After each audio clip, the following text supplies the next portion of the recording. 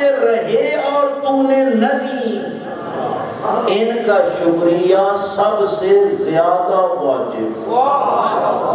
حیران رہو گے، یہاں اوجب کے الفاظ ہیں دعا میں کہ جو نعمتیں تو نے نہیں دی ان کا شکریہ ادا کرنا سب سے زیادہ واجب۔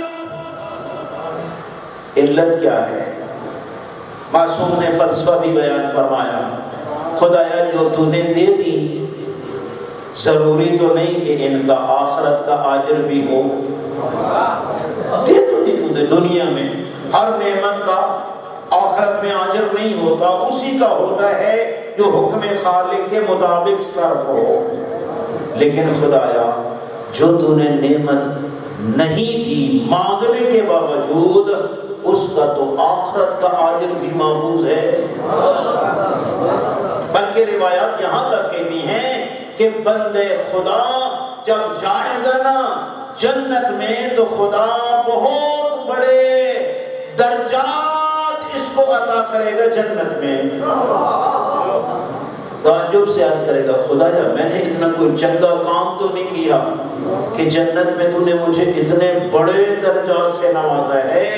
ارشاد فرمائے گا کہ جو تو مانگتا تھا نا اور میں نہیں دیتا تھا، اس لیے نہیں کہ تو اس کا مستحق نہیں تھا۔ اگر میری نعمت کا مستحق فرعون و نمرود ہو سکتا ہے، یہ ابو ذر کیوں نہیں؟ اس لیے نہیں کہ استعداد نہیں تھا، بلکہ میں نے اس لیے ان نعمتوں کو روکے رکھا تاکہ جنت میں تجھے یہ مقام عطا کروں۔ اے میرے بندے اب تو راضی ہے؟ کہے گا کاش میری دنیا میں کوئی دعا بھی قبول نہ ہوتی، جنت کا اتنا درجہ مل جاتا۔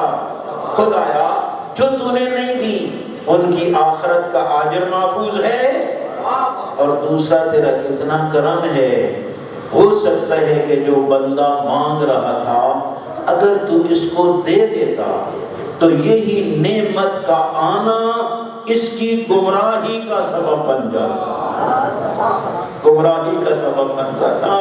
تو کتنا کریم ہے کہ نعمت نہ دے کے بندے کو گمراہی سے بچا لیا۔ اس لیے میرے بھائیو ہر ہونا نعمت نہیں ہوتا، کبھی نہ ہونا بھی نعمت ہوتا۔ جناب موسیٰ علیہ السلام صلوات پڑھیں،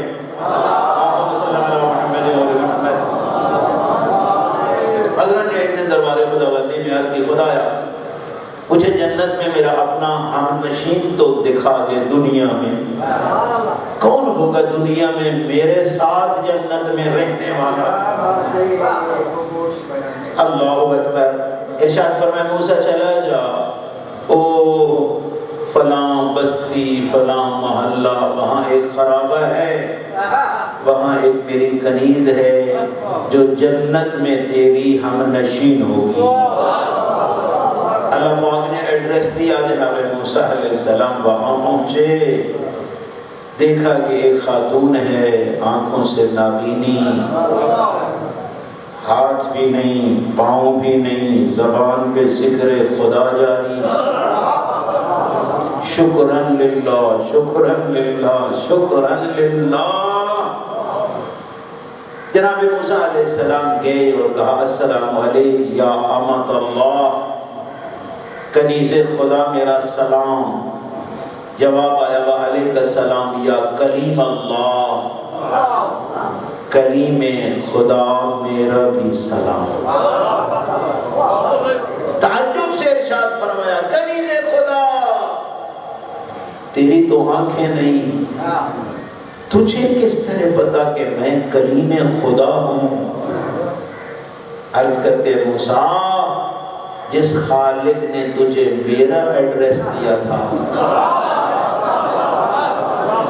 اسی خالق نے بتایا ہے کہ میری کنیز تیری زیارت کے لیے میرا کلیم آ رہا ہے، میرا کلیم آ رہا ہے۔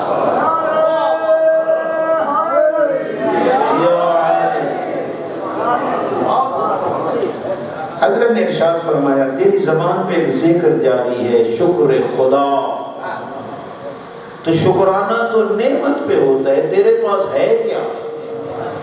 نہ ہاتھ ہے، نہ پاؤں ہے، نہ آنکھیں ہیں، اور بس شکرن للہ کہتی ہے موسیٰ اس خالق نے یہ نعمتیں لے کر مجھے خصوصی نعمتیں عطا کی ہیں، شکر ہے میری آنکھیں نہیں، ہو سکتا ہے ہوتی تو غیر محرم کو دیکھتی، شکر ہے میرے ہاتھ اور پاؤں نہیں، ہو سکتا ہے اگر ہوتے تو اللہ کی نافرمانی کرتے، بتا تو صحیح اس نے سب کچھ چھین کے کتنا بڑا انعام کیا ہے میرے اوپر۔ یہ وہ لوگ ہوتے ہیں کہ رضاً بقضائہ و تسلیما لامرہ، جو اللہ کی رضا پہ راضی رہتے ہیں، اور جو اللہ کی رضا پہ راضی رہتے ہیں خدا ان عام بندوں کو بھی جنت میں موسیٰ کا ہم نشین بنا، اس لیے جس حال میں رکھے الحمدللہ، رضاً بقضائہ و تسلیما لامرہ، امور الہی میں ٹانگ اڑانے کا حق تجھے اور مجھے نہیں، میں آپ تو ہوں، اب کمانا ہی یہی ہے کہ جو میرے مولا کی مرضی، یہاں میری مرضی نہیں، میرے مالک کی مرضی۔ شہید مطہری نے لکھا ہے کہ ایک شخص کا مالک اور اس کا ایک غلام تھا، مالک اکثر پریشان رہنے لگا، غلام نے دیکھا تو عرض کرتا ہے تو میرا مالک ہے آج کل پریشان ہے، وجہ کیا ہے؟ کہا چھوڑ میری پریشانی کو، تیرے پاس حل جو کوئی نہیں، کہا بتا دو شاید کوئی حل میرے پاس ہو۔ کہا تو غلام ہو کے کیا حل کرے گا؟ کہا بتانے میں تو کوئی حرج نہیں، کہا مسئلہ یہ ہے کہ میرے اوپر قرض ہے ڈھیر سارا، اس وجہ سے میں پریشان ہوں۔ یہ تو کوئی پریشانی نہیں، مجھے بیچ لے، اپنا قرض ادا کر لے۔ کہا بندے خدا جتنی تیری قیمت ہے اس سے کئی گنا زیادہ میرا قرض ہے، تو لاکھ روپے کا ہے، میں نے کروڑ دینا ہے، تو تجھے بیچوں بھی صحیح تو وہ تو ادا نہیں ہوگا۔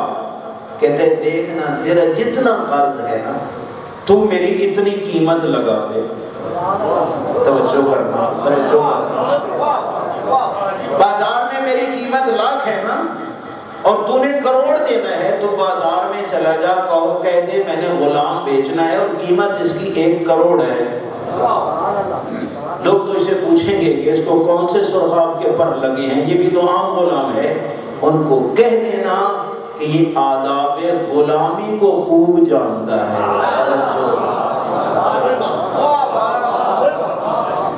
لے گیا بازار میں، کہا میں نے غلام بیچنا ہے، قیمت 1 کروڑ فرض کرو، کہ اس کی تو عام قیمت لاکھ روپے، یہ 1 کروڑ کیوں؟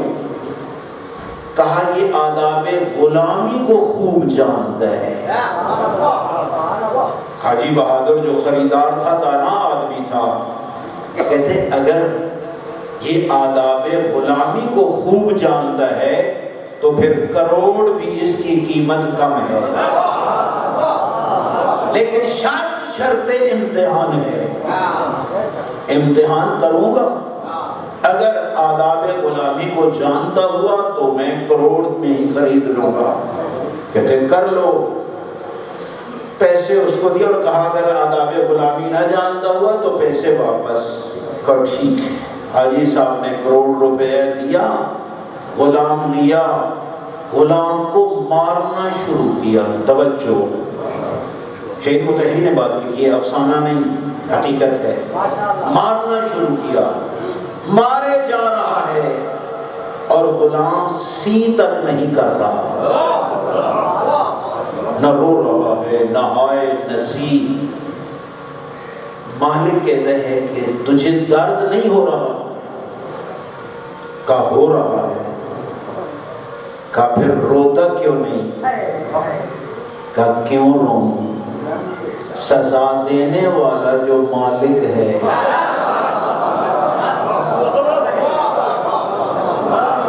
میں کون ہوں جو مالک کے فیصلے کے آگے چوں چرا کروں؟ تو جتنا مرضی ہے مارتا ہے، جب تک روح بدن میں ہے میں سی بھی نہیں کروں گا۔ کہتے ہیں واقعاً تو حق کے بندگی کو جانتا ہے۔ تو میرے بھائیوں، جب سزا خالق دے رہا ہے تو میں چوں چرا کیوں؟ جب فیصلہ خدا ہے کہ جوانی میں میرا بیٹا دنیا سے چلا جائے، میں جزا فضا کیوں کروں؟ رضاً بقضائہ و تسلیماً لامرہ۔ آج مالی حالات اچھے ہیں، کل کمزور ہو جائیں تو میں رونا پیٹنا شروع کر دوں، کیوں؟ یہ میرے خالق کا فیصلہ ہے۔ میرے جو بس میں ہے ہاتھ پاؤں ماروں، اسباب تو جتنے ہیں پر وہ کار نہ ہوں، دعا بھی مانگوں، معصوم کا واسطہ بھی لوں، اور اس کے باوجود بھی کچھ نہیں ہوتا، تو پھر رضاً بقضائہ و تسلیماً لامرہ۔ یہ مومن کا مقام ہوتا ہے۔ اس لیے میرے بھائیوں اور بزرگوں، صاحبان ایمان وہی ہوتے ہیں جو رضاً بقضائہ و تسلیماً لامرہ، کبھی کسی کے بڑے مال کو دیکھ کے خدا کا شکوہ نہ کیا کرتا۔ آپ کے معصوم امام کا جملہ ہے کہ جہاں یہ مال دنیا فرعون بناتا ہے نا، یہاں فقر کبھی بندے کو کافر بھی بنا دیتا ہے۔ کاد الفقر ان یکون کفرا، قریب ہے کہ یہ فقر کہیں بندے کو کافر نہ بنا دے۔ کتنے لوگ ہم نے خود دیکھے ہیں، جب چند ٹکے مال کم ہوتا ہے تو کہتے ہیں پھر خدایا میرے لیے تیرے خزانے میں کچھ نہ تھا۔ یہ کلمہ کفر ہے نا، میرے اللہ تیری رضا جو اسی میں ہے تو میں اسی پہ راضی ہوں۔ اگر مجھے اتنا تو بتاؤ، کربلا نے ہمیں درس کس کا دیا ہے؟ کربلا میں ہے بھی تو یہی رضاً بقضائہ و تسلیماً لامرہ۔ مجھے اتنا تو بتاؤ، عام حالات میں رضاً بقضائہ و تسلیماً لامرہ کہنا آسان ہے، لیکن اگر ہاتھوں پہ اصغر کا لاشا ہو، یہ 10ویں کے دن جو عمل انجام دیتے ہو اور کہتے ہو رضاً بقضائہ و تسلیماً لامرہ، چند قدم آگے چلتے ہو، پھر ہٹتے ہو، پھر چلتے ہو، پھر ہٹتے ہو، یہ کیا ہوتا ہے میرے بھائیوں؟ یہ وہ کربلا کی تم شبیہ بن رہے ہوتے ہو کہ جب جناب علی اصغر ہاتھوں پہ ذبح ہو گیا نا، حسین چاہتے ہیں کہ بیٹے کو خیمہ میں لے جائیں، میرا خیال آیا آخر رباب ماں ہے، وہ دیکھ کے مر جائے